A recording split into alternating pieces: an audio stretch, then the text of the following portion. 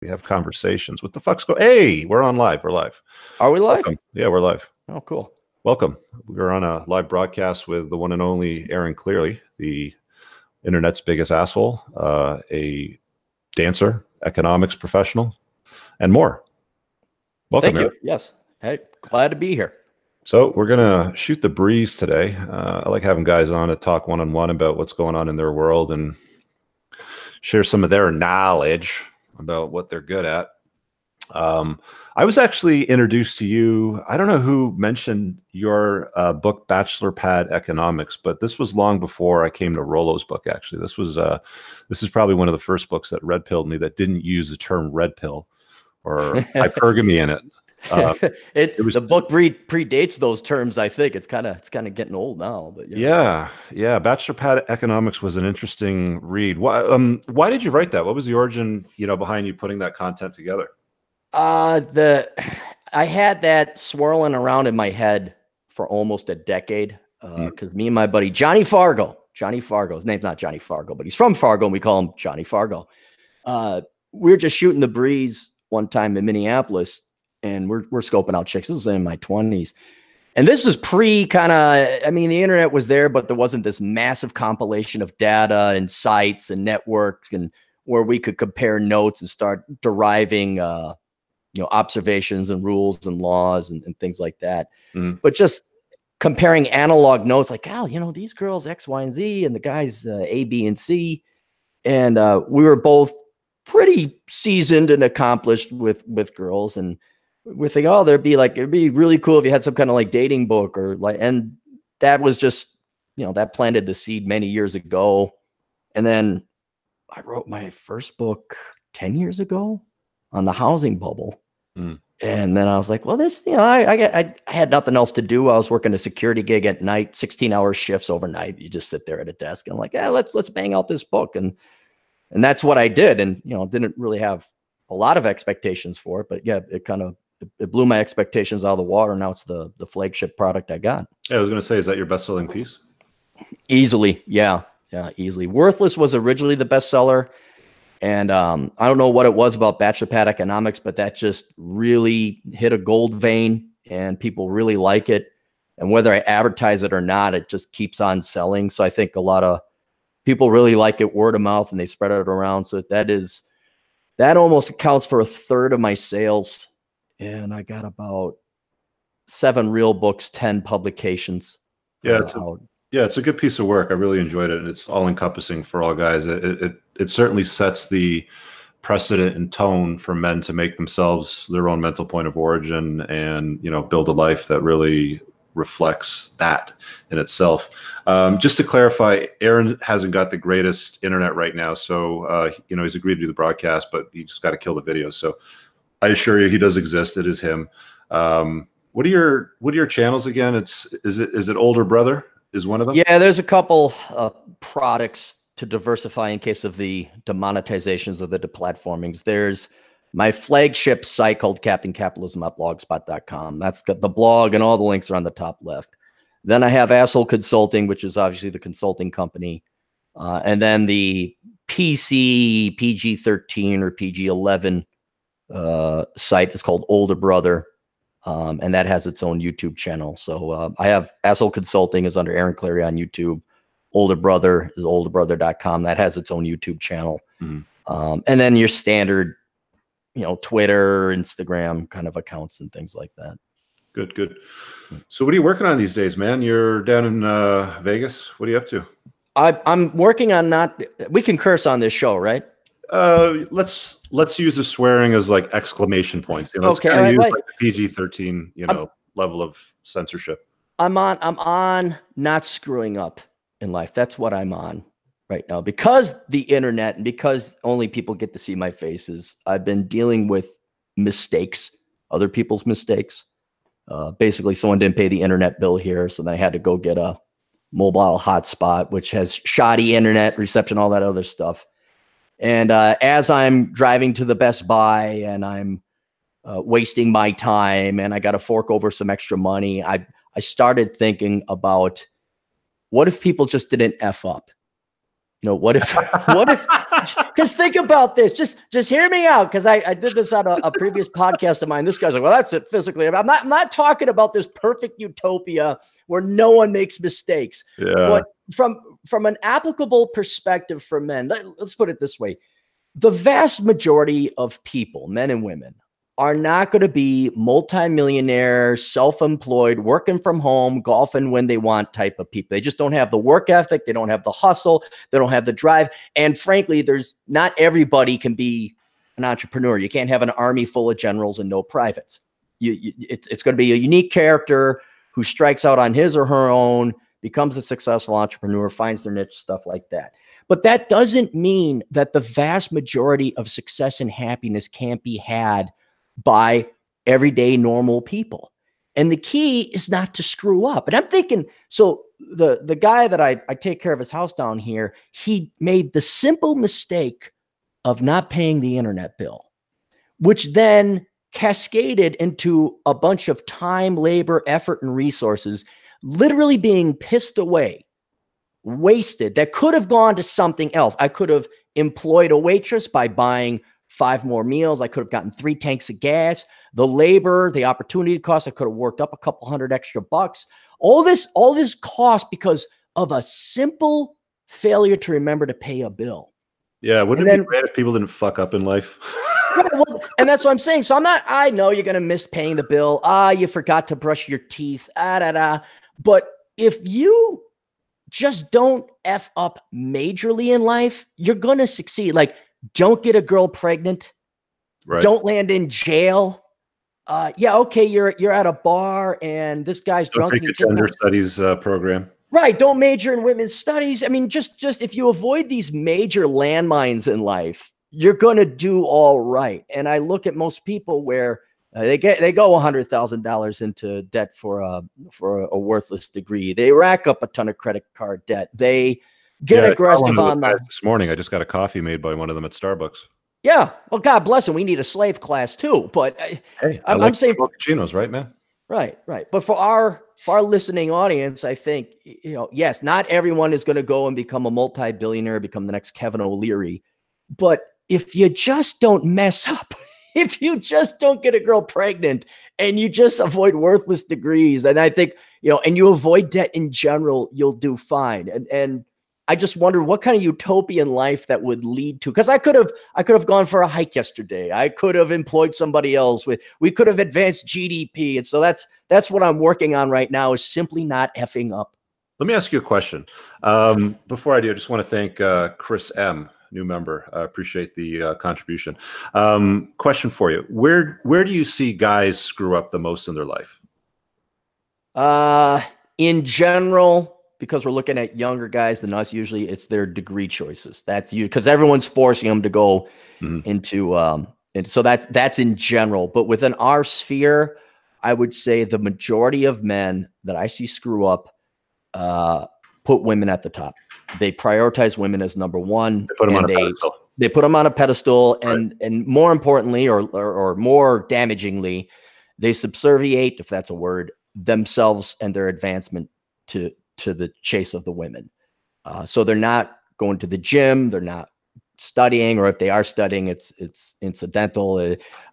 They stress themselves out because they can't get girls. And it's like, guys, I cannot emphasize how much time, labor, energy, and resource and psychological stress you're wasting on chasing girls. Just stop putting them number one.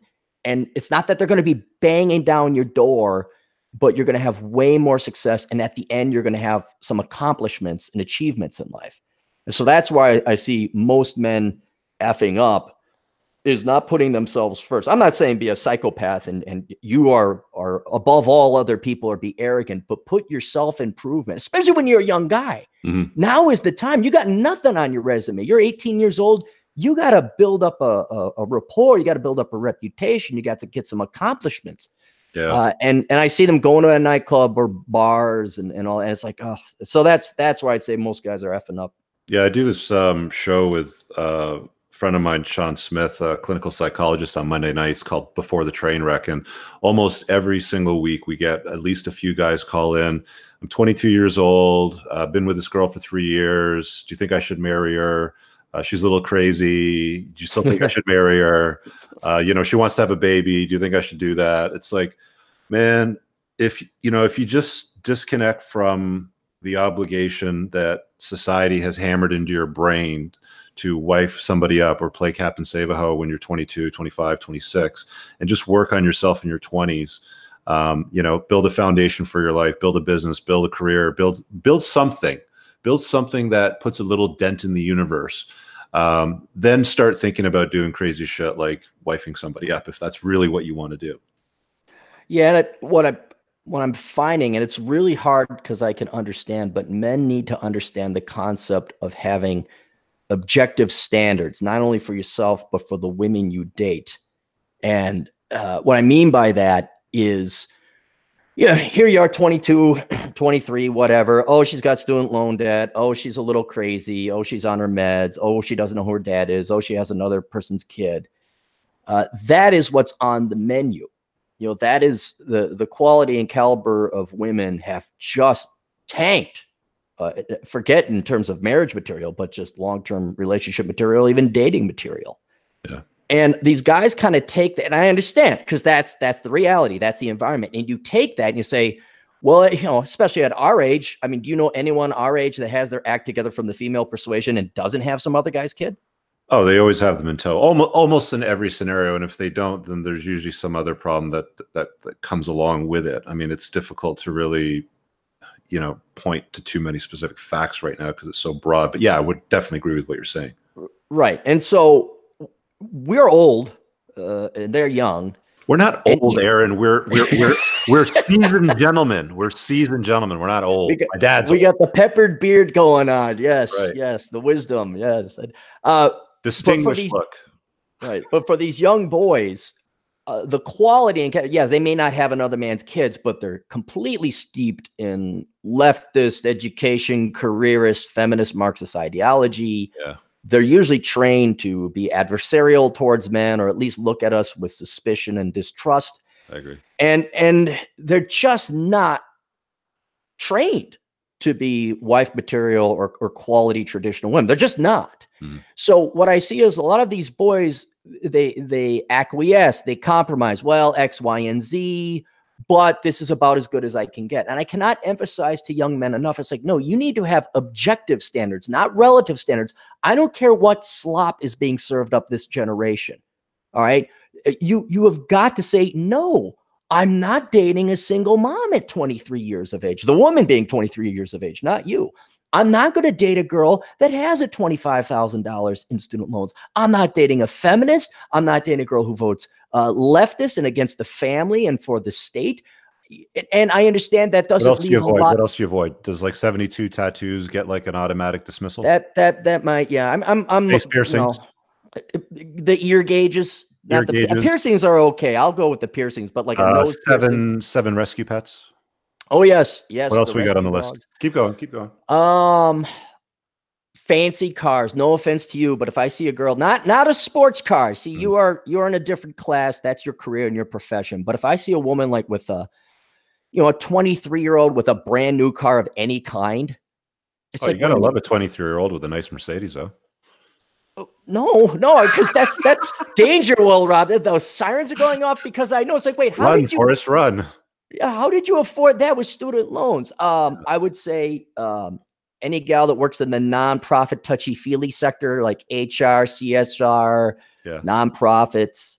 I think we nailed the most of them. Yeah, if you gentlemen avoid most of them on that list, but then guys are going to go, well, that's like the entire population of women out there, Rich. Well, okay, there's a lot of there's a lot of dirt you're going to have to dig through before you're going to find some golds. And the reality of the scenario on the sexual marketplace, it is what it is, right?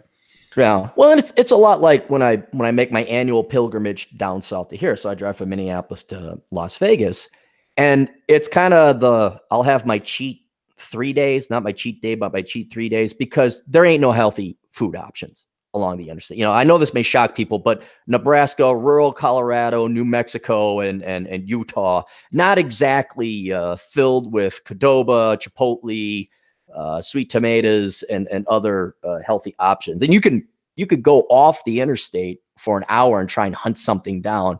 But if you want to make good time, you got to admit you're going to be eating McDonald's, Taco Bell, if you're lucky to find a Taco Bell. Your meal options are just not healthy, and they're not there. And it's kind of the same thing with guys. Is look, you're driving across Nebraska on Highway I-80. There's not going to be any quality girls or any quality health options for the time being.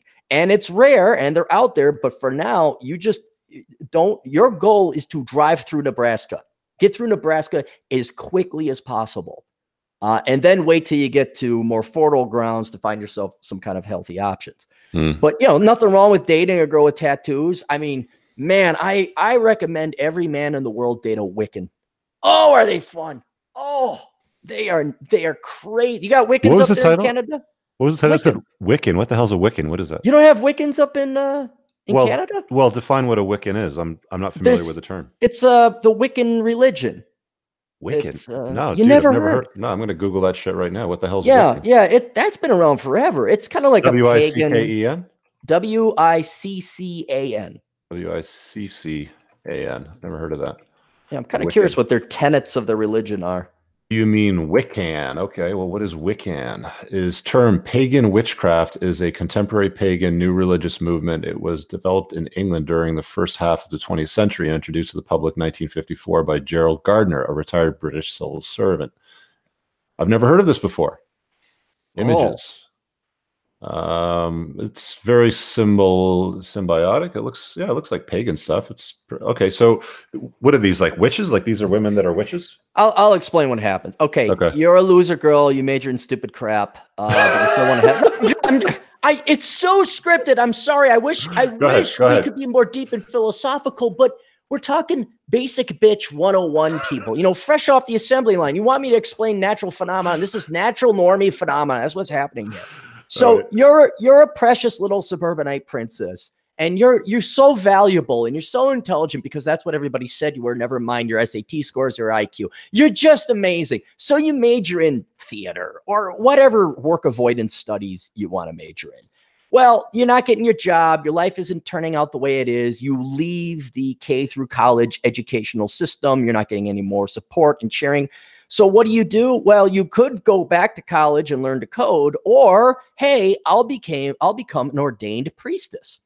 And so I don't know if you mail it in or what, but I think you could just self-declare. Maybe you go to some place and attend a weekend seminar. So is there a church, like a place of worship that they go to?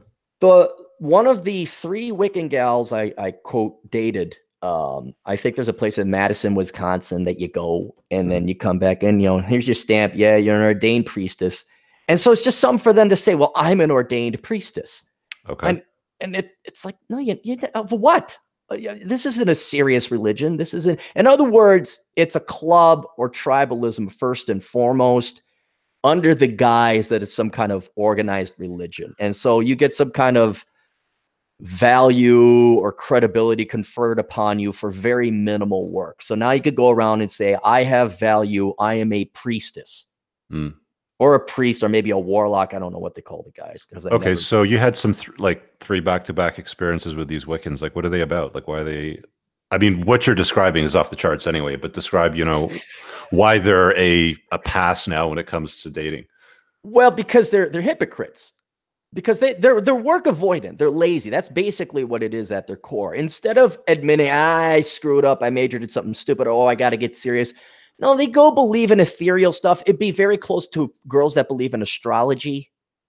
Okay. Like they believe in their horoscope, but turn that up to 11. Okay. To the point they actually start deriving value and define themselves by it. But at its core, it is, well, I just want to have value without working, but no different than, oh, I'm an environmentalist, or I'm a vegan, or something like that, or I'm an anarcho-capitalist. These are what lazy people say they are, so they can belong to a group without having to expend any work.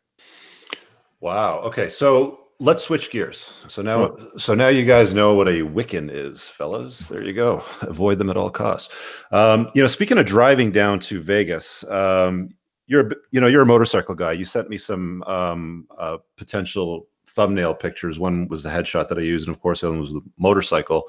It was a green Ninja, and I never saw you as a sport bike kind of guy. I used to ride sport bikes. I think I got my bike license when I was 18, and I stopped riding when I was 30 because I had some friends that started to die or get hurt. So for me, that's when I switched over to fast convertibles, which is why I have a fast convertible now. But back to the bikes.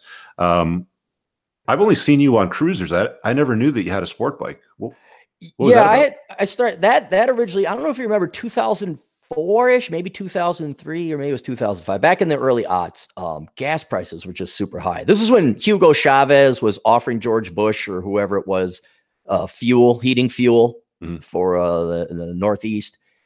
So gas prices are very expensive. They're approaching $4 a gallon down here. And I wasn't making big coin, but I was like, well, I got to save some money. And so I bought this little baby Ninja, 250 Ninja, and it got almost 60 miles a gallon. Those things were turtles, man. A friend of mine had one. I rode it when I had my Katana. It was like, I felt like I could have run faster. I mean, that's an exaggeration, but they were super slow. Yeah, well, you're a bigger guy too. I mean, so I can only imagine. And they're fine for a little guy like me. I'm under $150. There's not a lot of mountains or hills out here in the Twin Cities, and so it'd be perfectly fine. But I took that out because it was the bike I had. I took that out to Sturgis twice. It's basically a scooter.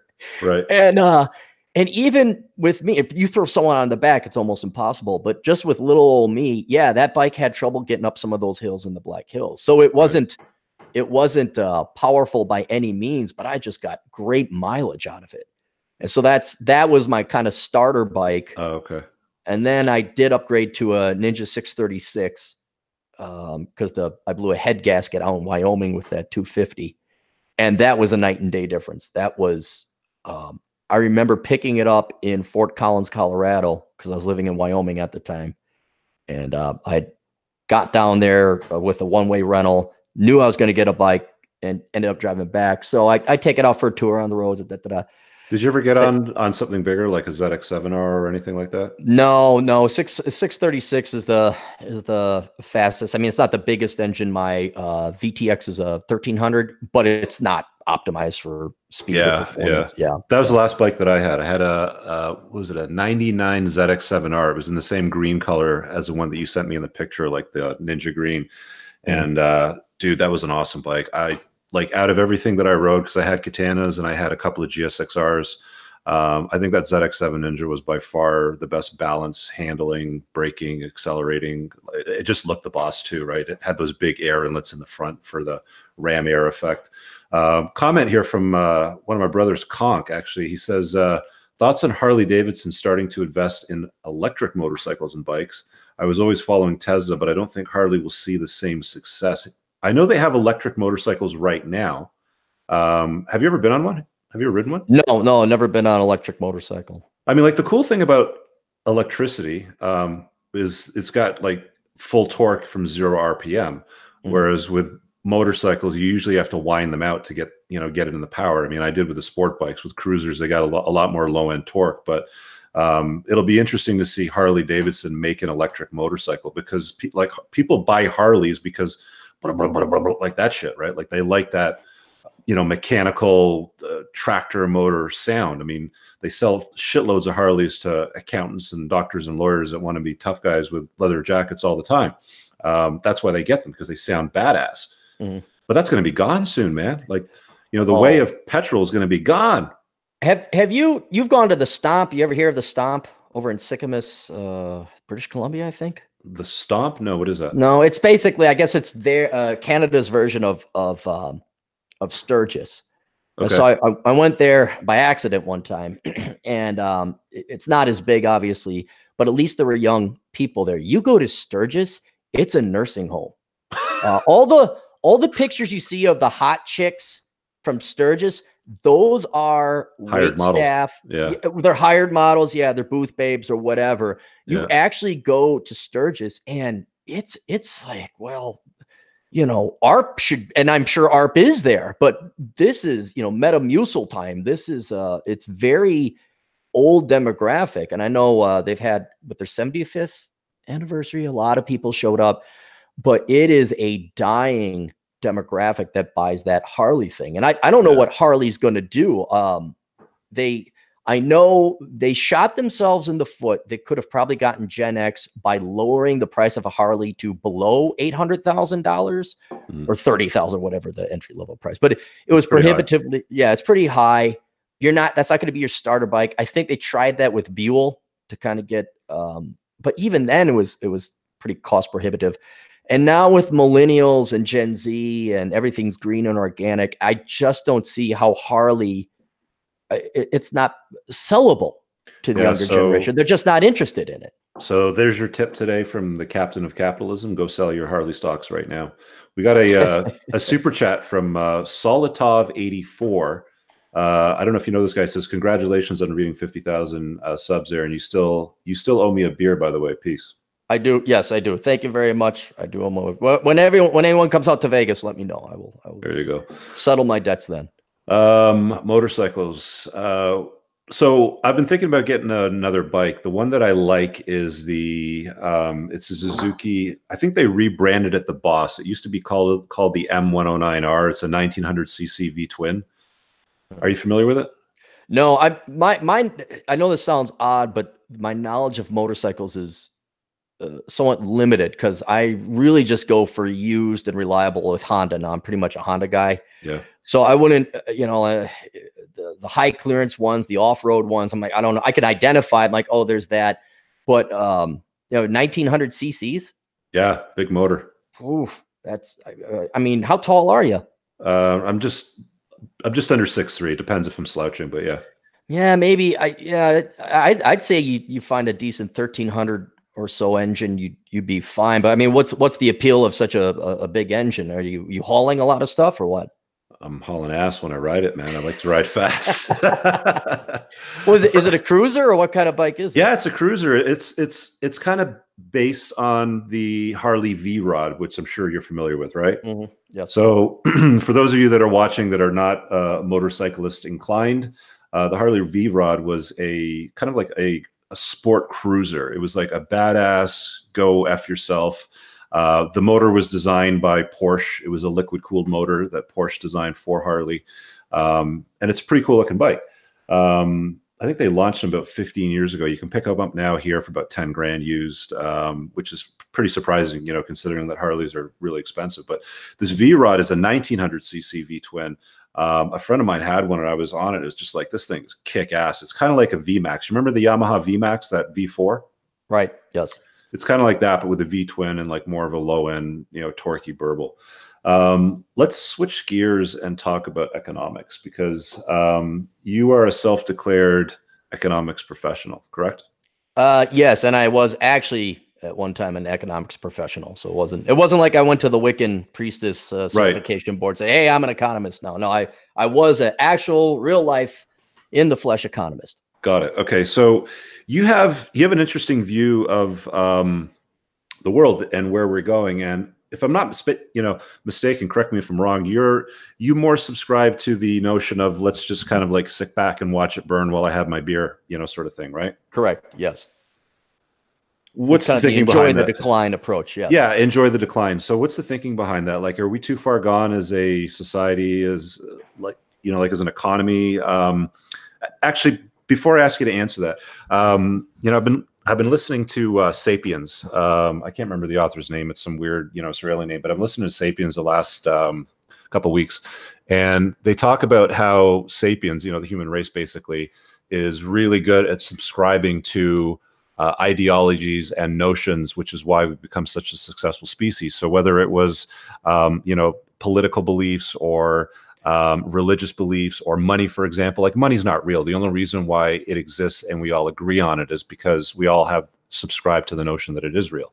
Right. So talking early on about the form of agriculture, the way that it was created about 10,000 years ago and how that ruined our diet and, like our ability to function properly. Like we were far better as nomadic hunter-gatherers, and we came up with this bright idea. Well, let's just stay here and farm the ground and plant some shit and we'll eat it. And we created like basically nutritionless food that, you know, we decided to consume rather than being nomadic hunter gatherers. We can't go back from that. You know, we've already built an entire society based on agriculture. Same thing with capitalism. We've tried capitalism, we've tried socialism, we've seen socialism fall apart. We see capitalism not working the greatest, but it's the same thing with capitalism. We can't go back from what we've created. And now we're in this scenario. And I start to lean in your area a little bit more lately with it's kind of like a, you know, sit back and have a beer and watch the thing burn sort of thing. But go to your origin story about how you came to this conclusion that this is where we're at. Well, it's one of stoicism is really what it is, more philosophy. Because when I was younger, you know, here I am studying. I got, you know, I see the data coming in. It's like working in the bowels of the Titanic. You're like, holy crap, this is bad. This is not good. This will not sustain. And you're trying to go upstairs and warn the captain about the iceberg, the people about the, and then you're basically called a racist or a homophobe or a bigot or ignorant, or you're not a team player. That was very common during the housing bubble. Like, you just don't know your job and da, da, da. I'm like, no, there's bad loans being made. It's going to come back to bite us in the ass.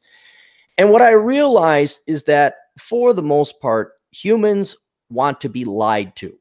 This is why Oprah is a billionaire and you and I are not, because she tells millions of women what they want to hear. It's lies. It's poison. It has ruined millions of baby boomer women's lives. They are miserable, but that's what they wanted to hear. And I had to make a decision very quickly.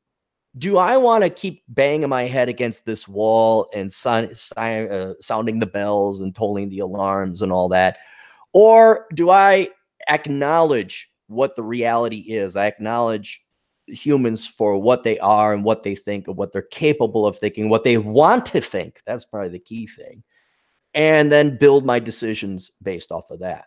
So I looked at, and you could see it sociologically, politically, economically. If you look at it, basically humans want to be lazy. They just want to be, they want other people's money. They want other people to pay for their shit. And once I realized that no matter how much data, economics, research, logic, history, empiricism I would throw in front of people's faces, it boiled down to the simple fact they wanted an excuse to be lazy. They wanted an excuse to keep believing what they wanted to believe. And so with that in mind, I kind of gave up on economics and politics, because why am I going to go and pull terabytes of data, run correlation coefficients, do geometric theorems, and prove conclusively that socialism is a bad idea, freedom is a good idea, when no one wants to, and you can get punished for it. You'll get lectured, you'll be called names, or now you'll get deplatformed. Oh yeah, people get doxxed. They get their, you know, they get fired from their jobs. They get kicked off their kid's baseball team. There's all kinds of crazy shit that the outrage mob will, you know, throw at you. Like, I mean, a recent example is that kid with the Indian guy banging the drum, right? You know, fucking media blew that into like a mountain from a molehill, and they totally, you know, exaggerated exactly what happened and manufactured truths, right? Right, and so that's where this enjoy the decline mentality came in. And you have a book under that title too, right? Yeah, I have a book under that title as well, which was kind of therapeutic for me to kind of sit down and get my thoughts out. But for anybody who's like angry, like if you wake up and the first thing you do is look at Twitter or something, you get pissed off at the news, go read that book, okay? Because your life is too damn short to get angry all this time. But that's essentially the approach. Is I had to figure out, say, okay, I'm going to die in about 30, 35 years. Do I want to keep living my life trying to warn people about .com crashes, housing bubbles, social security and social pension crises, economic growth problems, debt problems, or am I going to go have fun? And basically when I was about 30, 32, that's when that epiphany kind of took hold. And I just went out, started hiking, motorcycle riding, and enjoying life, and said to hell with work. And ironically ended up making more money than I did before. But that is the stoicism, the alcoholic's prayer, you know, grant me the wisdom to tell what I do and do not control, and the wisdom to tell the difference, or something like that. You gotta acknowledge what you do and do not control. And we do not control what other people think. And with trillions of dollars being invested, hundreds of billions in the case of Canada, be invested in public education, people right off the bat, like blank computer slates, they got their hard drives installed with socialism, feminism, the state. Forget the family, forget the individual, forget love, forget your spouse, forget your children. It's all work and the state and socialism and environmentalism and any other kind of false religions, if you want to say that. Any ism. And yeah, any ism. And I said, I can't win that. I'm not going to win it. And all I'm going to do is bang my head against the wall and have a lesser enjoyability of life. And so I'm not going to do that. And so that's why I'm here. I'm in Vegas. After we're done here, I actually got to go talk to Mark from Zebra Corner after that. But then I'm going to go have myself another espresso. I'm going to start in on my new book. I might go bowling. I bought some bowling shoes. Save $4.50 every time with those new bowling shoes I got. I don't have to rent them. And then if the weather ever gets warm, you're darn right. I'm going to hop on my 1100 Sabre Honda, and I'm going to go drive down to Phoenix and visit some buddies. And I'm just going to enjoy life. And so that's kind of I know that's more philosophy than economics, but economics is almost moot because no one cares to look at the empirical data. And so it's futile. When was the last time you had a job, like a 9-to-5, a job, just over broke? When was the last time you did that? That was 2012. Okay. So 2012, that ended, and you've basically been self-employed. You're making more money. You got more free time right now. You're making yourself your own mental point of origin. You travel as you please. You work when you please. You put out books when you please. Stark difference? Night and day. Yeah, because 8 hours a day, you're stuck at the machine and dealing with other people. And now it's not only 100% freedom. Like I try. Is your mom still alive? Is she still around? Yeah. Okay. So God bless. So does your mom do this? What are you doing August 14th at 7:45 p.m. and it's January? Yeah. Yeah. I'm like, Mom, I don't know. And it's annoying. People they want to nail you down. They want to get like this. And one of the greatest things about being self-employed and having this type of work that is completely fluid is there is no schedule. There is no difference between a Tuesday and a Saturday. It's just days. It's just time. And so my mom will I don't know, Ma, just call me the day before. I'll be around, that kind of thing. So it is complete freedom. It is also much more productive. Like if you don't have to work with other people and they're not anchoring you down, Asshole Consulting, I told the story. I programmed Asshole Consulting from nothing to what it is right now in 4 hours while working a security shift. Because there was no permission. There was no nope, got it on GoDaddy, program it, got the email thing all set up. Boom, it's done. So you're much more nimble, fast, rapid response. You could trial and error different entrepreneurial ideas.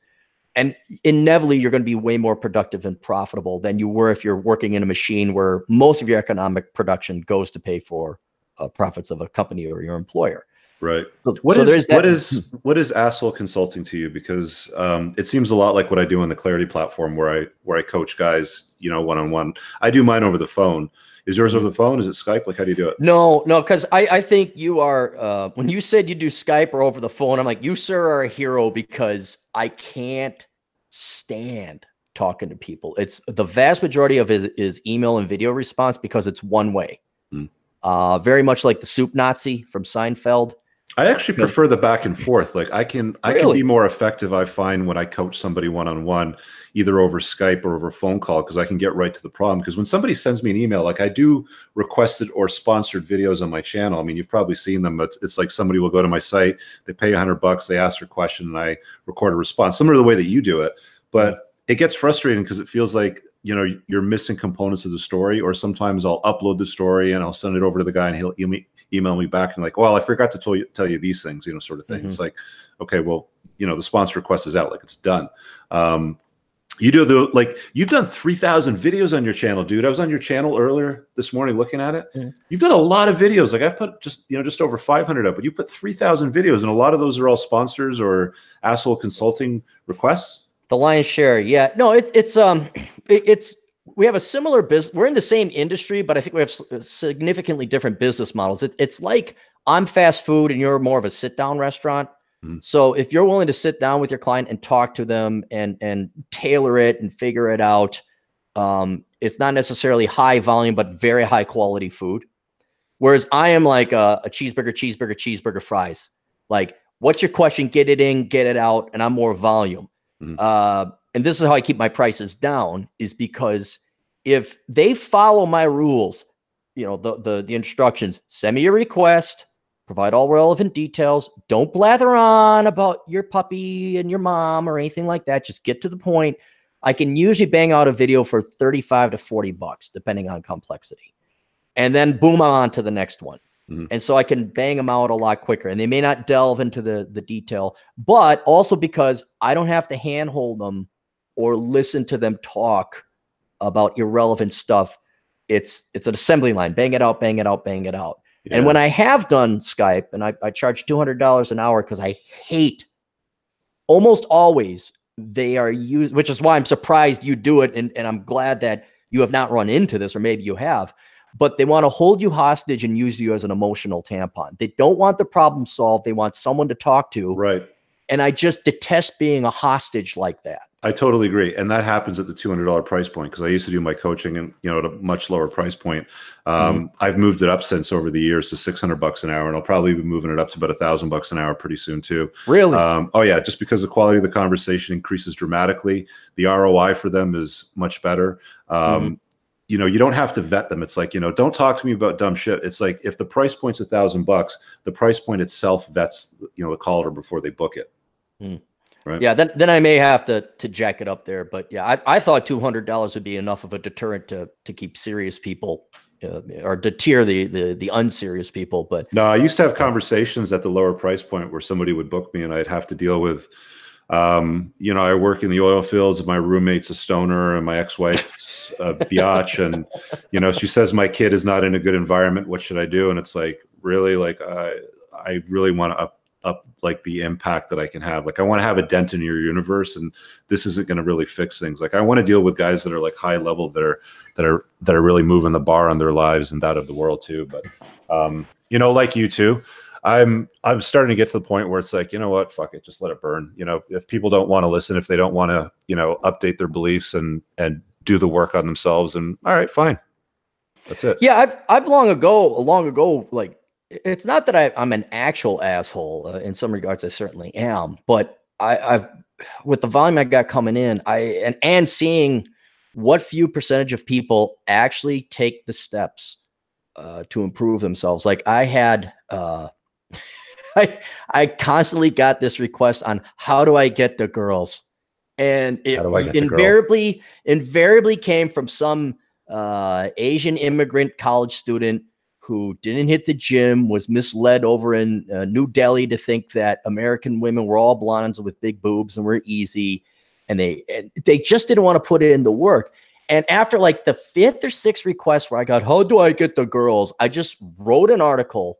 And anytime I got a new request on how do I get the girls, I would just go to that website and read it and charge them $100, which is way more than what I would normally charge for that request. Because I got sick and tired of providing the same information, especially when the answer is you're a lazy fuck, so you won't work out. You're a coward, and you won't go and ask these girls out. That's another major thing.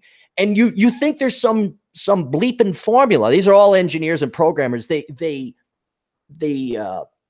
want to find a solution that's as simple as unraveling a formula as if women were robots. And this is where the PUAs would just make mince off of these guys. Is you do X, Y, and Z, and mathematically you get the result of Q. And oh my gosh, that's what you want. And then these guys do X, Y, and Z. They don't understand why they didn't get Q. It's like, well, yeah, it's because you're an ugly, skinny bleep. You know, that's you gotta work out. You gotta put in the time and the effort. Yeah, they want the cheat codes to play the video game on God mode, right? It's like they don't exist, man. You got to do the work. Right. And so after a while, it's like, I'm not answering that. I don't care whether you do it or not. I don't care if you leave your abusive wife. I don't care. Did you give me the money? Fine. Good luck. Here's your answer. And so that's, and not to sound like a complete dick, but I got my own life to live. And you got to guard your time. Like, people don't understand the concept of guarding your time. You know, the interesting thing about YouTube is when we sit here and we talk, and I know you don't have your picture up, right now, like your camera rolling, but when you talk to a camera, people develop a personal relationship with you. And they think that because they've developed a personal relationship with you that you have with them. And I have random people that, because I use my face when I broadcast, that walk up to me all the time and is like, hey, I see your videos, are you Richard Cooper from Entrepreneurs in Cars? And I love your shit. And it's like, they're humping my leg like a dog. And I'm like, fuck, get off me, Jesus Christ. And it's like, can I buy you a coffee? Can I do this with you? Can I do that with you? It's like, I have to guard my time so I can get shit done. Like, I appreciate, the love and the respect and the acknowledgement for what I'm creating and the impact that it has, which is why I do it. But I also don't work for free. Nobody should be working for free. You should put some kind of paywall or barrier between you and other people when it comes to specific details about shit that you're world class at. And that's what I like about you, Aaron. I mean, like, you're very specific about that stuff and you just don't care. It's like Dr. Robert Glover, I got the book on my bookshelf over there. He wrote a book called No More Mr. Nice Guy. And he was identified as a man that is kind, but not nice. And you're like that. You're a kind man, but you're not a nice guy. Well, and I don't know if you knew this, but long ago I had a radio show for a whopping 6 months on weekends over in the Twin Cities. And I got to meet it was KSTP, and they actually have some pretty heavy hitters and popular people, at least locally. And you can see in their eyes, fame kind of sucks for them because no matter where they went, everybody knew who they were. And that relationship, and you are right, it's a one way. If people see your face, they think like, oh, you're a friend of mine, I know you. And that's true. You probably know everything about somebody who's been on the radio for 10 years and you listen to them religiously. They don't know you from Bupkis or Squat. Doesn't mean they hate you, but they don't know you from Bupkis from Squat. And so there was always this, thank God I never had it because I didn't have to worry about it. But yeah, you can see it where people think, I don't even think they think, they just naturally gravitate because in their mind, yes, you are this guy, you are this buddy. And this is sadly why I stopped doing kind of meetup groups. It was kind of hit and miss where I go to these meetup groups and you meet some amazing people, just some amazing people. But for every amazing person you met, there was some Sir Spurg out a lot or a Tisticon who just would monopolize your time, your conversation, and would use you like to get all this free information and consulting. It's like, kid, can I just sit here, smoke a fucking cigar, and why don't you converse with some of the other people here? Yeah, so it's that like the cringy one that I get is like, I'd like to pick your brain. And when somebody says, I want to pick your brain, what I'm really hearing is you want to pick my pocket and you want to pick my time. Right. They want free shit. Yeah. And so, and it's usually not interesting at all. It's usually a random diarrhea of the mouth, incoherent, not pointed. Again, they just want to talk. They don't want the problem solved. Do you do any kind of long-term coaching? Like, do you have any longer-term coaching clients? No, I mean, I have repeat customers, but I'll tell you this about my clients. I really do appreciate about them when they come to me with a repeat business. It's a new and different problem.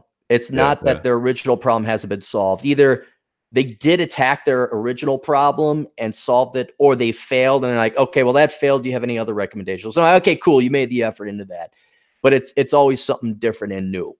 Yeah. I like the longer term stuff too. Cause I got a few guys right now. I'm not going to, lay the count out, but I got a few guys that I deal with on a long-term basis. And I love seeing the growth. Like, I love seeing guys that are willing to do the work on themselves and invest it in becoming a better version of themselves so they can be more effective, so they can be better with whatever it is that they're stuck on. I do get a lot of satisfaction out of that. Like, I do enjoy that. It's been fun. Yeah. I've, Asshole Consulting is coming up on its 5th year now, March 14th. And it's assholeconsulting.com if people want to find you, right? Yeah. Yes. And, but what's great is, I've been saving all the thank you letters, but now they're coming in more regularly because the kids I consulted 4 or 5 years ago, now they're graduating. And there's nothing better than, Captain, I read your book back when I was 17 and I contacted you when I was 18.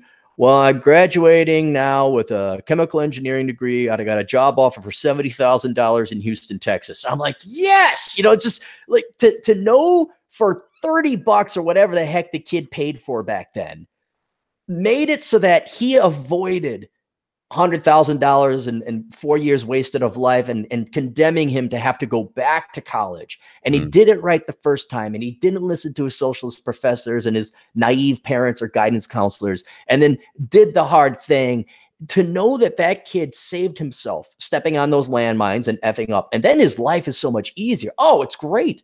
It's just great to see your product finally mature into this successful young man who's maybe not guaranteed to be happy, but certainly happier than he would have been before. Do you do any divorce coaching? Is that an area that you specialize in at all? No, this is where my big failure in life is I got to get off my ass and have you and Terrence and everybody come in, because that's I don't know anything about divorce. I watched my old man go through it about 40 times, so maybe I could be a student of it. I've never been divorced. I don't know much about divorce court. I'm a spectator. You know, it's like watching a football game. I don't know how to play the game, but I know when the quarterback gets sacked, and it's brutal. But that's so if I do have like a divorce question, usually it's more along, well, I can help you with the finances or some logical stuff, but you got to go talk to a divorce attorney, because I don't know the law. Yeah, there's some serious problems, obstacles that guys deal with, like where they have to unfuck their lives, and it's just like the amount of layers and complexity that they get themselves into. Like, it's no wonder I talked to so many guys that had a noose around their neck or a gun in their mouth, and it's just like, fuck, man. Like, it's just like you obviously don't condone marriage in today's world, or living in a way that the state would view as a marriage, right? Correct. Yeah, I do. The state has no business in my personal relationships at all. I ensure it's that way. Yeah. What is your go-to like checklist when it comes to a relationship, so that the state doesn't view it as a marriage? Well, you have first find out if you're common law state or not. Don't get married is the first thing. Right. Do not commingle funds or assets. I don't understand. They're not even married. They're boyfriend, girlfriend. Like, we bought a house together. I'm like, what in F's name is wrong with you people? What, are you nuts? And that never works out. That never. And then, you got to deal with lawyers. Then you're guaranteeing lawyer when you break up. You're not even married. And now you got commingled assets. But yeah, don't get married. No commingling of assets. If you're going to live with a girl, make sure it's in a non-common law state, or I don't know what the provincial equivalent would be in Canada.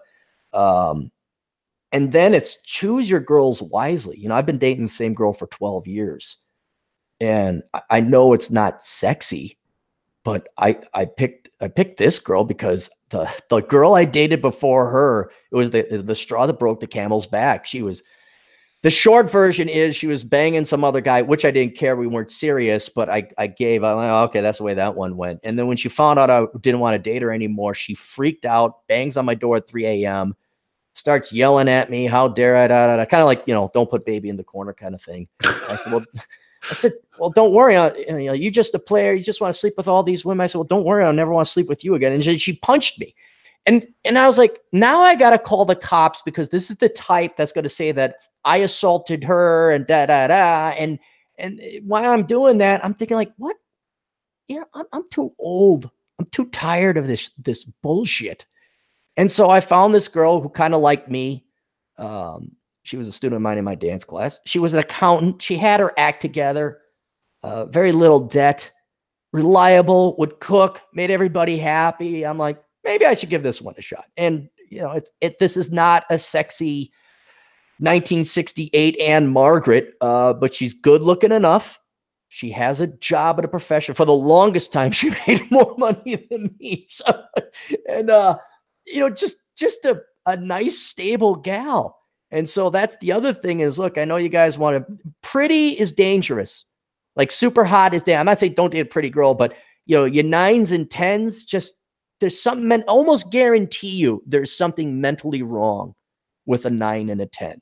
And so you want to find, I cannot advise men enough to date accountants. I cannot advise enough about the only profession that might be better would be nurses, and real nurses, not the 2-year nurses that just bitch and whine and have drama.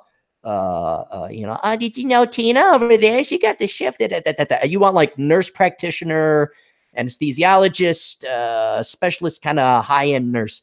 That's what I would recommend is choose the girls you're interacting with wisely, because we'll give all the women all the guff in the world. They'll go sleep with the bad boy. They'll get knocked up, and surprise, surprise, he leaves. Well, let us hold ourselves to that same standard. Don't be going after Bambi, the sociology doctorate, big-titted goddess with a ton of student loans and bipolar disorder. You know, find, you know, look for the girl. Like if she were to dress herself up a little bit, like, hey, there's a cute girl underneath that drabby clothing. And so that's what I would do for divorce prevention. Yeah. All good tips. The captain has spoken. What else do you want to hit on while we're shooting the shit here? I had a kind of a question for you. Okay.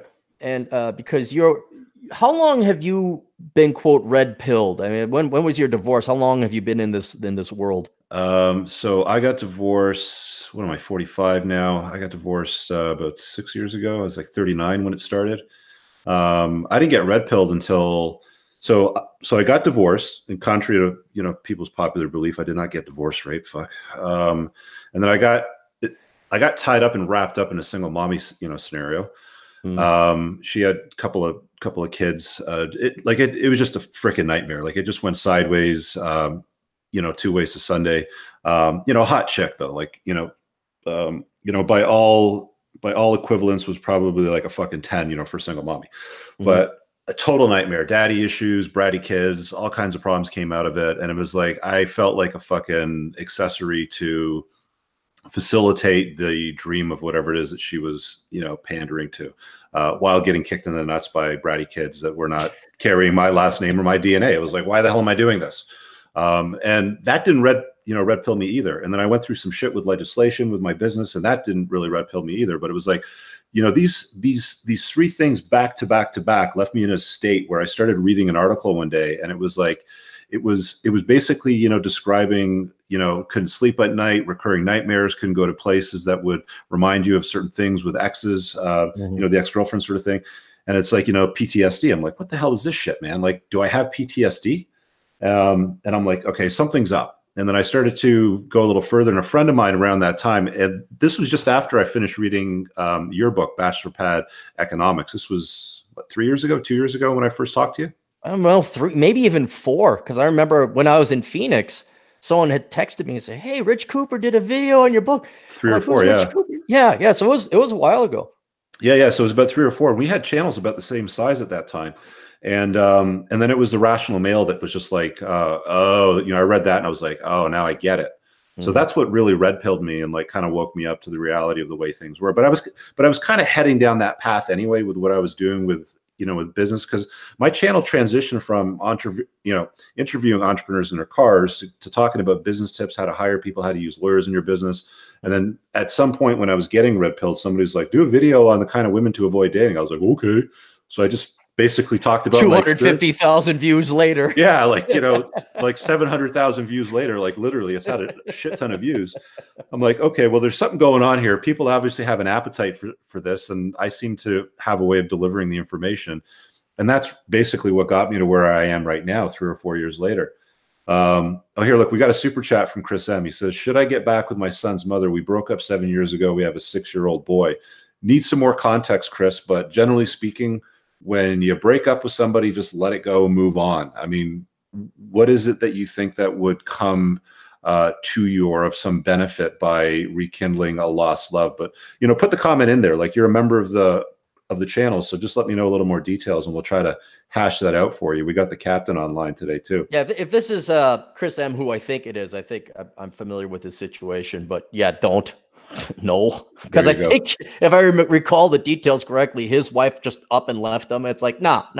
This gets back to the objective standards versus relative reality, right? Where, you know, he has to have some standards. Does that answer your question, Aaron? No, because I was leading something else, because I kind of want to figure out where you are along your journey, not to sound cliche, down the red pill path. Yeah. Have you contemplated? And the reason I bring this up is, remember when I had a couple gals up in Canada that were interested in dating, and I said, "Hey, Rich, are you looking?" And you said no. Like, it was an adamant no. Yeah. And I'm kind of thinking, have you thought about where this path leads? Because inevitably where we're going, a lot of people are going as well. And I'm a little bit down further. I'm at this place where I like to call it the frontier, where, okay, you get red pilled, you go through red pill rage, you go through this discovery, you go through this great digestion of philosophy and understanding. And I'm wondering, have you looked down the path, in the day of a life of Richard Cooper? Okay, you were down, where were you, Florida, shoot guns, driving cars? Yeah. Okay, and you're in Baja the last time. What do you do when your kids aren't around and there's not an activity to do? Oh, I And got then, lots going on. Yeah. I mean, I got okay. lots going on. I'm writing a book. I create a lot of content. Mm-hmm. I don't do fix ups flat out anyway, but I got an LTR that's non-cohabitating. So I'm happy with that. For me, it's just working on my purpose, working on myself, helping other guys. Like I have a lot of coaching clients. I have a men's community that I work on. And I also like to do SFA a lot, like I like to just kind of like chill the F out and, take time for myself. What's SFA? Sweet fuck all. Yeah, but I always have a hobby for fast cars. I'm a member of some local exotic car clubs in Toronto. We do drives, we do get-togethers. I've traveled and I've done a lot of experiences. Like Baja is one of my favorite places to go. I've been there, is it 3 or 4 times now? Anyway, something like that. We do a lot of off-road racing with these challenge cars. I think I posted one on Twitter and I added you because you're the guy known for, here's my office today, asshole sort of thing. So I thought that was kind of funny. But I like experiences, man. Like I really appreciate those things. Whenever I spend money on something, I always look to put it into something that has an ROI. So, I guard my time. I'm very particular about what I do. I'm very clear about who I'm going to associate myself with and how I'm going to be involved with things. And that's just me, right? Like, it's just me making myself my own mental point of origin. I'm 45. I don't have any interest in or time for drama or bullshit or manufactured indignation. I like to hang out with interesting people. I appreciate you hopping on the call and just shooting the breeze with me today because I think it's a great conversation. I was on your channel a couple months ago too. We were shooting the shit about some stuff there too. But I just do my own thing, man. It's like, does this fill me up? Like, does this fill my cup, sort of thing? Right. And the reason I bring it up, and for anybody else listening, is I want to point out how Rich has, you're engaged in a bunch of other stuff. You have your car group and all this. And what I'm starting to find out is that as further down the road you get, there's very few people here. Like normally we would have family, nuclear family, we'd have a spouse or something like that. And a lot of guys, especially if you're not going to have children, you got to figure out what you're going to fill your time with down the road. Because without having to support a wife, and certainly if you don't have kids, you're going to have a surplus of money and time, and not everybody else is going to be at that same stage. I can't even say most, about half the people are going to have kids, the other half aren't, but then they're going to have debts and all that other stuff. And what I'm starting to run into now is this limitation, this frontier where you aggressively have to participate. And that's why I'm glad to hear it's like, oh, cool, you got these groups, these things to go into. You're not just working and creating more content. But I have a fear that not everyone might have either access or the opportunities available to have like the social life and the outside of work life that we have going down the road. So just to be aware, like if you're a younger guy and you're in your 20s or something, and like, oh wow, we're partying and having a grand old time. That's because all your other friends are in their 20s. When they get old, they're going to get tired. They're going to have debts. They're going to have kids. And they're not going to be able to go out as much. And so for all the guys out there, if you're not going to have kids or a family, realize there's going to be a surplus of time and energy and money at the end. And if you're very judicious with this, you insist on having a return on investment, you're going to have to hunt that stuff down. So I was kind of curious how I view it almost as a desert, but you seem to be crossing it admirably. Oh, I love it, man. It's like, this is the best time of my life ever. Like, I'm so fucking glad that, there was only one time in my life that I ever felt suicidal, and that was going through the divorce machine. And I'm so glad that I didn't act on it because getting past that dark phase, you don't get the light without the darkness, right? And it's like, getting past that dark phase to the point where it's like, I've created a life for myself that I can, like, I've taken ownership for myself. I've decided not to be the victim. I've decided not to fucking cry over some dumb chick with a couple of kids that had a fucking like more red flags than a Chinese communist parade, right? Like I've decided to take ownership for my life, make myself my own mental point of origin, and do what I want, and that's what I do. And it creates a whole lot of freedom. It creates flexibility. It gives me an opportunity to talk to a lot of people and have impact on their lives. To talk to guys like you. I'm interested to ask you actually, because for some people, I've noticed with YouTube, it can get isolating and almost lonely. Because they focus so much on putting out like regular content. Like it seems like there's some people that go to a very fucking dark place. How do you prevent that from happening? I mean, like you're a dude that's put out over 3,000 videos. That's a lot of content. Oh yeah, no, that's why I kind of asked, because I'm kind of curious, because I think this is the frontier.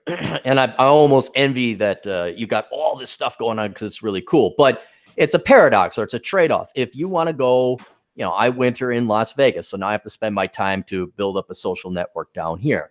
If you want to go motorcycle riding for long distances, weeks or even months at a time, you're going to be by yourself. And there's benefit to that, where people are like, oh my God, I can't believe you did that. It's like, well, yeah, but there's a cost. I don't talk to anyone I know for 3 weeks on the road, driving out to Alaska and back. So, but then you come back, and then hopefully there's this kind of social network. But yeah, it is kind of lonely, because you're not going to an office. One of my tenants, he works from home too. And it got so bad for him, he ended up running, I think it's kind of like called an incubator office, or it's like where you shared office space. It's like, shared like office space. Yeah. Where you just go in and just interact with human people. And as the internet becomes more and more prevalent, and digital jobs where you don't have to go into an office, and telecommuting becomes more and more prominent, this is an issue. Many younger men who are listening to us right now, that's the path you're going down. Just to warn you, yes, it's great. You don't have to commute. You sleep in, you do whatever you have, total open schedule. But yeah, you do need to talk to other human beings. So you do have to make a concerted effort to find social networks and groups to join up with. Yeah, definitely. Have you built a community, or are you looking at building a community? Because that's the other thing that I didn't really touch on either, is I've got that community of men that I consolidate with on a regular basis. So we have, I put out premium content behind the paywall for them. That's not as watered down as what I have to put out on my channel, because there's certain things you can't say or do on YouTube's that'll get you in trouble. So I get into more in-depth topics, go deeper down the rabbit hole and stuff, and I put that out there. But I also have the community aspect of stuff, which we have on Facebook, and we do these Zoom hangouts and broadcasts. Like I did one last night. There was like, I don't know, 2 or 3 dozen guys on it or something like that. And we're just shooting the shit about topics that we're on right now. So that also creates an opportunity to build community. So, if a guy like you is on the road, driving up to Alaska, and you've got a hangout scheduled, you just stop, plug in your internet, and you go and do your thing. And it gives you the opportunity to network and collaborate with these other guys. And they're fucking cool. Like I really enjoy hanging out with my bros, man. It's like, last night we had a really deep conversation about red pill and religion. I'm not a religious guy. I'm more of an atheist. It's just me, but, very, very interesting perspectives on, the way that people subscribe to certain belief systems. It's just cool, man. Welcome, Allie Green. Yeah, it's it's good. Like I do Dungeons and Dragons online. That's how I kind of get my guy time together. Is that still a thing, Dungeons and Dragons? Oh, dude, it's bigger than ever, because now you don't. In the olden days, you had to you all had to physically be there, and you all needed like at least 6 hours. And now you just like, hey, let's set up a live stream through YouTube. And that's crazy, man, because I was never allowed to play Dungeons and Dragons when I was a kid. I remember my cousins played it, and there was some fucking article that was out in the news media about some kid that shot up his grade 6 school or something, and they blamed Dungeons and Dragons, and I was prohibited from ever going anywhere near that. I got to play it like one time with my cousins in like the dark closet in the corner, and they, my parents found out when I got shit, but that was like one of those weird things. It was like, there's other kids beating off to porn, and I was hiding in closets trying to play D&D. Yeah. I get it. We got some more follow-up here from Chris. So let's give him some attention, because he's asking about his son's mother broke up 7 years ago. What do you say here? We broke up because nonstop fighting. She loved drinking, and her mom was crazy. Just stop there. Like, why would you want to go back to that? Anyway, okay, hang on. She was a typical baby mama trying to get my girlfriends to break up with me and start drama. And he carries on to say, I didn't see my son for 2 years and got raped in court. Now I have 50-50 custody, no child support, and she wants to hang out as a family. Fuck that. Dude, you got a good deal. You went through the divorce machine. You have shared custody. You don't have to pay any child support to her. Why would you go back to crazy? nonstop fighting, loved getting hammered, and her mom was crazy. Why would you go back to that? That's a no-go zone. Chris, stop. Cappy? This is you put the quarter in the gumball machine, and now comes the little tidbit of advice, and it's a Chinese future, that you get at the Chinese restaurant. That's it. Don't go back to her. That's it. There's nothing else to be said about it. Yeah. Next. I don't know. What else should we shoot the shit about? For like an hour. I don't know. What time is it here? I gotta go in about half an hour, so I can do another 30 minutes if you want. Yeah, no, that's fine. I just was kind of real curious about your experience going down this path. And I do know that, yes, it's good to have like the online bro sessions. Those are great. But there's something to be said, especially if you have a digital career. You need to go and talk to people in the real world. I tried a meetup group. I tried to set up a meetup group called Bored Working from Home. And that took off like a fart in church. That I think we got 2 or 3 people. This is great. I need it. And you never see them again. I'm like, oh, okay, I guess so. But yeah, you do need to meet people in the real world. I think that is going to become a more precious commodity, not just for people in the red pill or manosphere community or people who don't have children or families, but definitely people who are working from home, or if you're a computer programmer or whatever. That's going to be something down the road. I think it's going to become more prominent. Do you have like a day of the week or a schedule that you follow to make sure that you're not getting bored or lonely working from home on your projects, or answering videos, or doing asshole consulting or whatever, or writing books? No, it's well, I have a routine. Like I'll go to the coffee store and do some work there. But that's because they have great internet and I can upload my videos super fast. I don't have to sit there looking at the upload bar, go for an hour and a half. But more so, I don't really have a schedule, but it'll be, okay, get your work done. And okay, what's going on meetup group wise?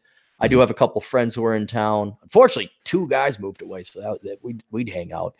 And it's, it just takes time. I'm not here year round, and it takes time to build up a social network. I have a social network at the cigar lounge I go to. So you kind of see the guys there. It just takes time. But no, I don't sit here and steam and brew and then, oh, I am lonely, and I play my video games and I start wearing funny hats and running around the house. No, you got to get out. I make sure I spend at least half the day outside of the house. So, I kind of get the work done here, but then boom, chumma, because life ain't at home. Life really is. It's nice to be at home, but life is out. And if anything else, there's hiking and exploring, and it's a whole new town. So, yeah, I do get out, but it's Vegas is a very transient community. A lot of imports, a lot of immigrants. I'm not talking foreign immigrants. I'm talking out of staters, transplants. But especially now, the majority of my social group is retired guys. Why did you pick Vegas? Was it the tax reasons or multiple things? Weather. Taxes, weather. Yeah. But also location, because you're within Zion's a little bit further away. Grand Canyon's not that far. Utah's not that far. So there's a lot of that.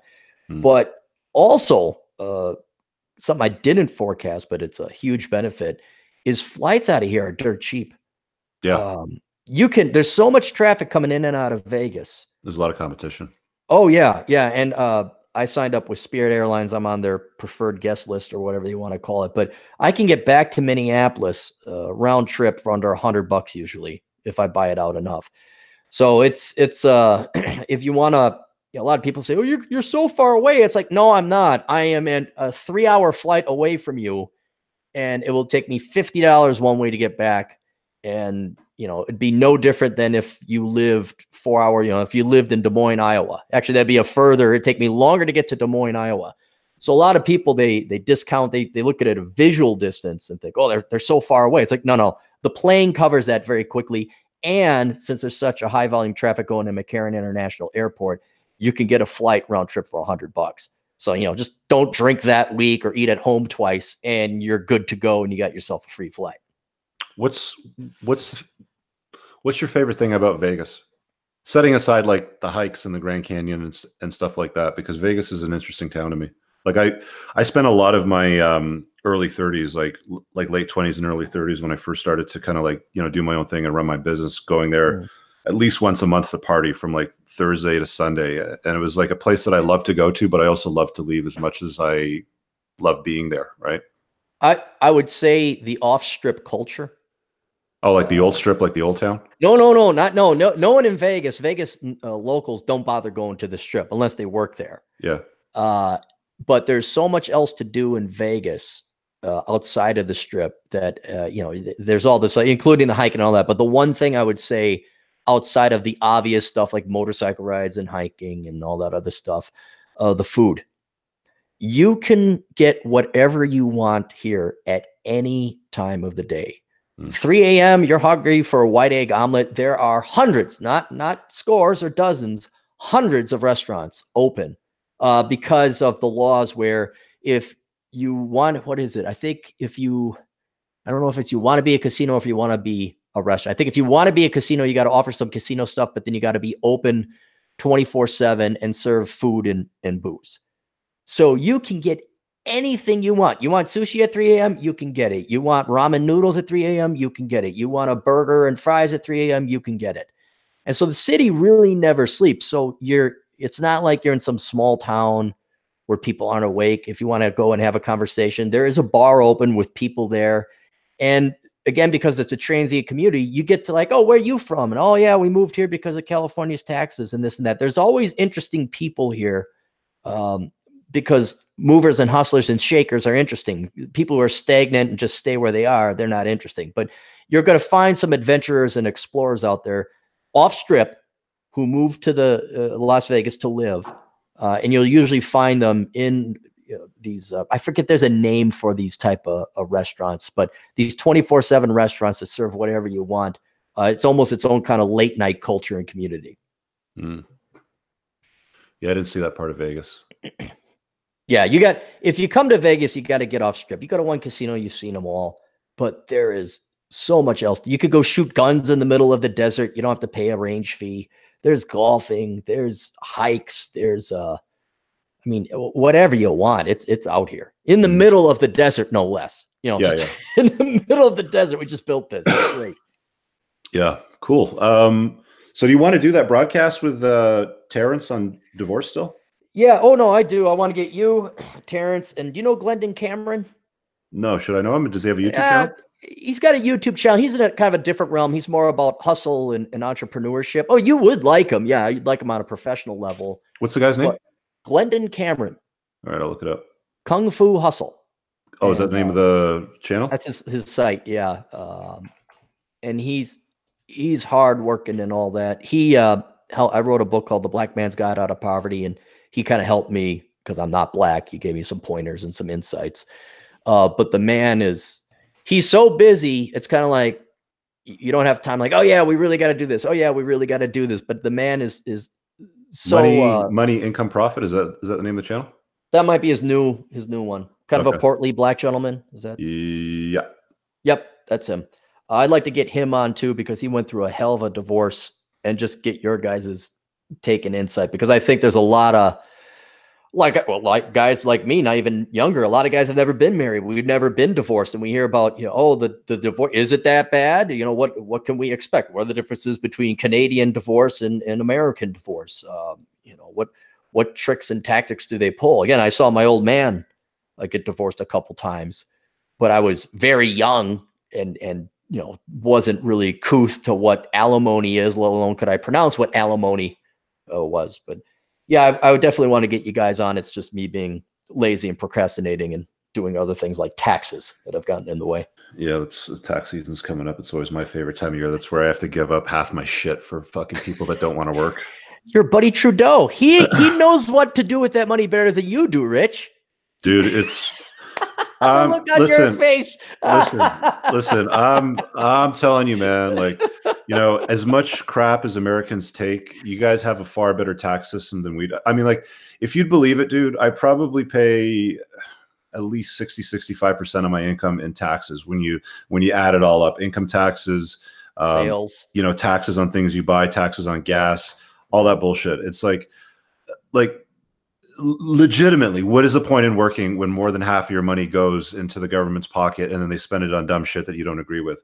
But that's where I live. That's the choices that I made. I have a child that I'm here with half the time. So it's my responsibility to fulfill that obligation. But I'm telling you, man, when I'm older, I'm like over Canada. Vegas is welcoming you. There's a lot of you guys fly down here. This in Puerto Penasco, I was surprised how many Canadians come down. I like beaches, man. Like I like water and turquoise, like Kool-Aid looking water with nice beaches. Like that's my thing. So I don't know if that'll be, the Mediterranean or down in the Caribbean, but yeah, at some point I'll have to set up a second home somewhere else. Have you ever heard of, it's called Rocky Point by the Americans, but have you heard of Puerto Penasco? Where's that? It's the Gulf of Cortez. You go to Baja, right? There's that. Yeah. Cortez or whatever. It's right in the armpit of Mexico, right at the top of that. Is that in Mexico or is that in California? No, that's in Mexico. It's just south of the Arizona border, maybe an hour, if that. Mm-hmm. And man, it's beautiful. The most beautiful beach I've ever been on. I'll send you some pictures because the sun was setting. It was unreal. Like I couldn't believe how nice the beach was. Really? But right along the beach is an RV community, and everybody puts their flags up, and you could tell, okay, those are the Canadians because you got the Canadian flags, but then you also have the Canadians, like hockey flags. There's the Green Bay Packer fans over there, and they just run electricity. And because it's Mexico, like one RV will be the dentist, like he'll do your dental work. Another RV will have an LCD projector that's showing movies. Third RV's got a bar going on. I'll give this to the baby, but these are the baby boomers who know how to have fun and party. And you go into the bars, you go into town, these baby boomers are dancing, they're drinking, they're having sex. I was like, wow, this looks like these guys figured it out. When I was in Baja last time, I did see a lot of RVs randomly parked on the beaches when we would get off like the dirt track, away from the cactuses and like hit water. And there was a lot of RVs that were just parked on the beach, just randomly peppered throughout like the beachscape. There's no electricity, obviously, but they just kind of like park their shit there. The waves are coming in. It's gorgeous. I mean, it's like paradise. It's really nice. So yeah, I can see the appeal. I mean, I don't really see the appeal of driving around in a home right now, but maybe that's just because I'm too young for that shit. It seems like older guys, when they get older, they like RVs. There's no way to rationalize the cost benefit of an RV, because when you're spending that much money on hookup fees and gas and all that, you can get a hotel every night. Actually, quite a nice hotel every night, and still come out ahead. So if I were you and you ever wanted to do the Southern thing, maybe get yourself a condo, or just rent a hotel or Airbnb. It's really hard. It's a culture, they want the RV because they want the RV, not because they're saving money on lodging or anything like that. But those things are a royal pain to drive, especially over mountains. I wouldn't advise it. Oh, you should have seen some of the roads that these things would have had to come down, man. It was like like boulders you'd have to dodge in the middle of the road, and like rocks the size of like soccer balls, like big. Like I couldn't believe it when I saw them on the beach. I'm like, how the hell did these guys get here? Mm-hmm. Well, that's what they do. That's what they want. And I can't necessarily blame them. I can honestly say I've never seen that many happy old people in my life. They're not at the nursing home. And dude, they get their dental and medical. That's half the reason they go down there anyways. They get dental and medical work done for a fraction of the cost. I don't know what's like in Canada, but yeah, and they were just having a good old time. And I was walking, but yeah, you would definitely like Puerto Penasco. Fly into Phoenix, rent yourself a car. Make sure you get you gotta get that Mexican car insurance to go over the border or whatever. And yeah, just spend a weekend down there. You'd like. There's no doubt about it. Interesting. All right. Yeah. Send me those pictures. Shoot me a Twitter DM or something. Yep. Cool. Well, you got anything else or what? Because I can certainly go get myself some lunch. And yeah, I'm not lunching today. I'm fasting, but yeah, I'll be having dinner. That's for sure. I got a big steak thawing. That's right. It's like, isn't it like 9 p.m. or whatever over there for you already? The sun's setting right now. No, it's 2:13 in the afternoon. The last meal that I had was yesterday at dinner. So I'm trying out this intermittent fasting thing. It's trying to get a little leaned out. Since I started TRT, you get bigger. Like I threw on about 10 pounds, because I work out and I eat pretty good. So I just want to see what happens when you lean out with intermittent fasting. And I was talking to Jay Campbell, a friend of mine that's really big on it, and Elliot Hulse a couple of weeks ago, because he's big on it too. Like he went from 250 down to 188. So just want to try that out and see how that goes. Well, but you're pretty ripped. You're not getting a gut or anything. I don't recall ever seeing you with a gut at all. No, I've never really had a gut, but you know, the 6-pack went to a 4-pack kind of went on, you know, when I went on TRT, because you kind of take on a lot more calories and your nitrogen balance goes up and you end up, you know, just like eating a lot, man. Like you're always hungry. So this intermittent fasting thing is interesting because you go through this like phase where you're like, you start to get hunger pains, but if you push through, it's good because then you get like rid of complete mental fog and there's lots more clarity and you get a lot more done. There's a lot, like you don't, you know, it's amazing how much time you have to spend eating, preparing food and cleaning up and doing the dishes or going out and getting it and paying for it and sitting down and eating all this shit. Like you don't need to eat that much apparently. So I'm just trying this out to see how it all goes. I only eat 2 meals a day and I don't eat my first real meal until about 2 or 3 p.m. Although that was trained in college. But yeah, I've this fasting thing. I mean, have you done it before? Not to this extent. Like I've done it where I've had dinner and then lunch is my next meal.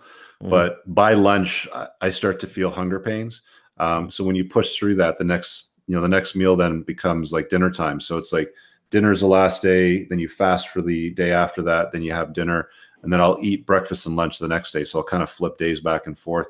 I'm just toying with it. I like to kind of like hack my diet and work on self-care. Like that's one of the things that I talk a lot about on my channel, or I used to talk, you know, quite a bit more about. But yeah, it's you know, it's an interesting concept that seems to be legit because I mean, if we hop in a time machine here and you know, we go back you know, 200,000 years, we'd get up in the morning and you probably ate whatever you killed the day before. You'd have nothing to eat, right? And then you'd have to go out and hunt and gather and get the next meal because that's basically what we did. So it almost seems logical to feed the body in that way. Like we have an overabundance of calories available to us. That's why you see all these obese people waddling around with bad knees and diabetes and all kinds of fucking, you know, health problems. It's stop eating, man. Like stop eating so much. Damn it. That's not what they want to hear. You got to tell them, here's a chocolate cake and you can eat this and you'll look like Hugh Jackman. The solution that most people have figured out is shovel chocolate cake in your mouth and then take this pill that's supposed to stop you from getting fat. Yeah. No, that's how. Well, I got to the point, and I kind of appreciate where your stomach gets small enough, like it will shrink that you're not that hungry anymore. This is true. Yeah, and I'm just trying to like, you know, I don't know how the women in your past life, but. The GF, very motherly, very, very traditional womanly, you know, like, oh, did you eat? It's like, did I eat? I'm 43 years old. You think I don't know when I'll eat when I'm hungry? Leave me. And every morning, like, cause she, you know, the weekdays are fine, but on weekends, I'm going to make us breakfast. I'm not really hungry. You really ought to eat breakfast. I'm not hungry. I don't want it. I'm fine. Let's just go get a coffee. And no, I'm going to make us up something. And I'm just like, God, I could have swore I moved out of the house in 1993. Apparently my mother came with. And all the gals are trying to fill you full of food. She just digs your vibe. She's trying to fatten you up so the other girls don't look at you. Hey, no, that's what happened. The GF is a really great cook. Yeah. And there was one time. Yeah, that's important. And that's a lost skill. Like most women don't have culinary skills, right? Like a lot of them are like, I don't even know how to cook, or they'll microwave some shit, or they got to go, or they want you to take them out to eat. It's like, you know, do you have some use? Do you have some culinary skills? Come on. I've started appreciating more and more because like when this gets kind of back to your PTSD thing, like when you're in the thick of it, especially when you're younger, just trying to make ends meet, you know, you're on the lower levels of Maslow's hierarchy of needs. You don't have time for lofty thoughts.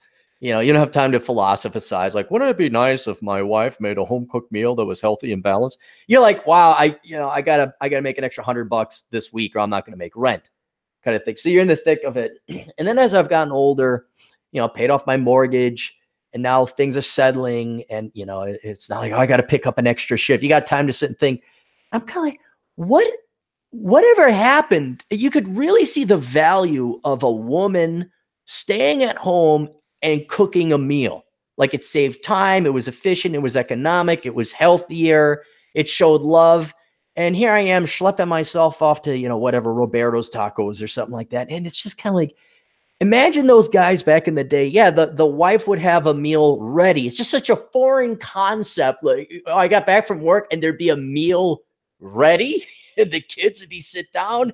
And it's sad, but that's such a luxury item to the point it's almost unicorn level.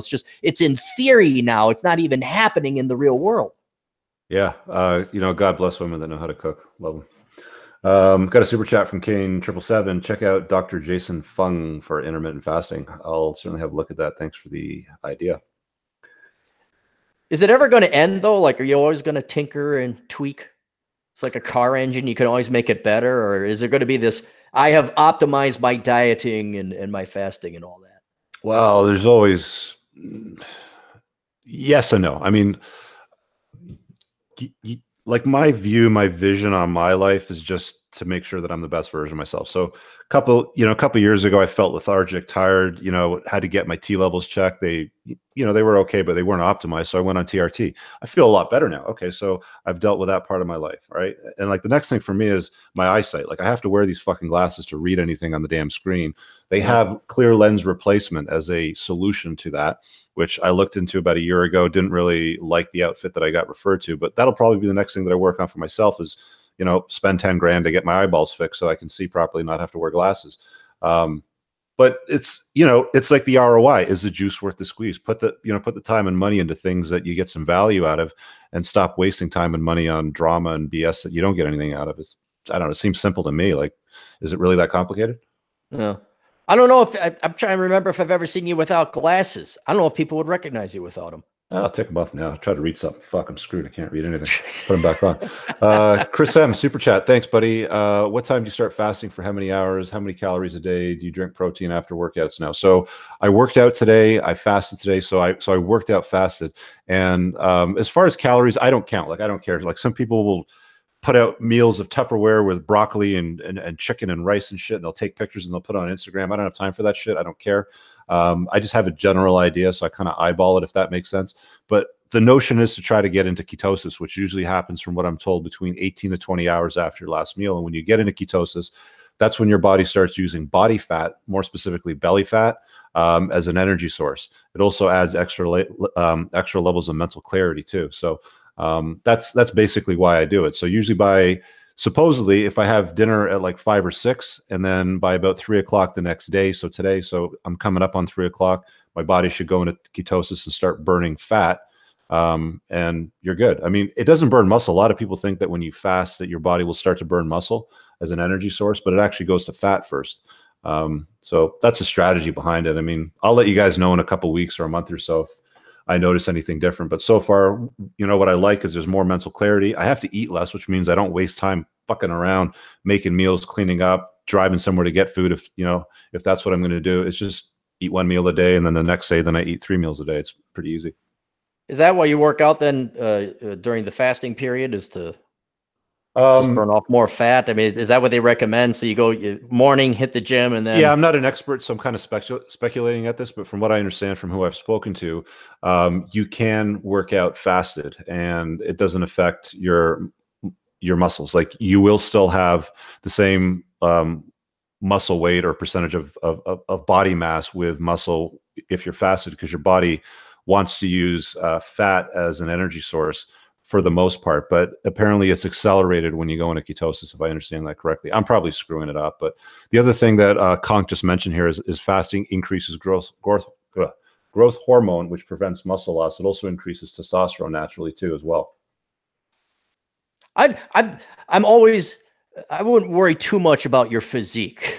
I've gotten with people like, hey, Rich Cooper. I mean, yeah, the rip guy over again. Like, yeah. I don't know if you have to worry too much. I mean, that's why I asked about the fine tuning. Like, how far? Well, I mean, how perfect are you going to go? Well, there's a reason why I look like a sexy bitch when I'm naked. It's because I do all this work. Yeah.